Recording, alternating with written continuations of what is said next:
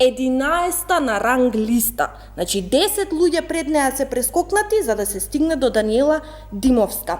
И судскиот совет и советот на јавни обвинители, затоа ВМРО им стегна на интерпелација за да воведе ред и дисциплина во нивните редови, за потоа да се поставуваат ВМРО-вски суди и лица блиску до власта. Партизацијата во судството пречеше на Мицкоски само кога тефтерчето не беше во неговите раце. И сега би сакала поделам и на јавноста неколку информации.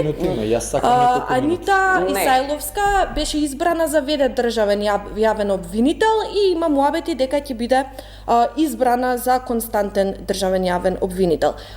Анита е сопруга на екс заменик министер за надворешни работи од редовите на ДПМН Илија Исајловски. Истата Анита бараше да падне предметот Талир, односно случајот за перење на пари во редовите на ВМРО ДПМН. Даниела Димовска избрана за ВД председателка на Основен кривичен суд. 11-та на ранг листа. Значи 10 луѓе пред неа се прескокнати за да се стигне до Даниела Димовска.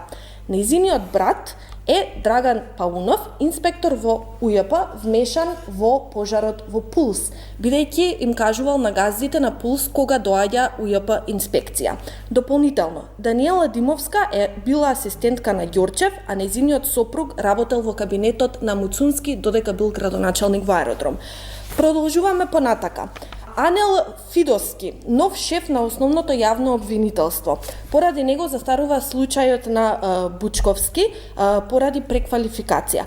Токму кај него е заглавена кривичната пријава за усија. Дополнително, Софија Спасова Медарска, назначена од скоро како заменик председател на ДКСК.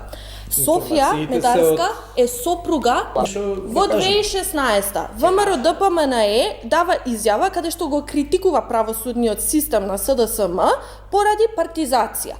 Точно така беше. Меѓутоа го спомнува Медарски, кој што е адвокатот на Зоран Заев.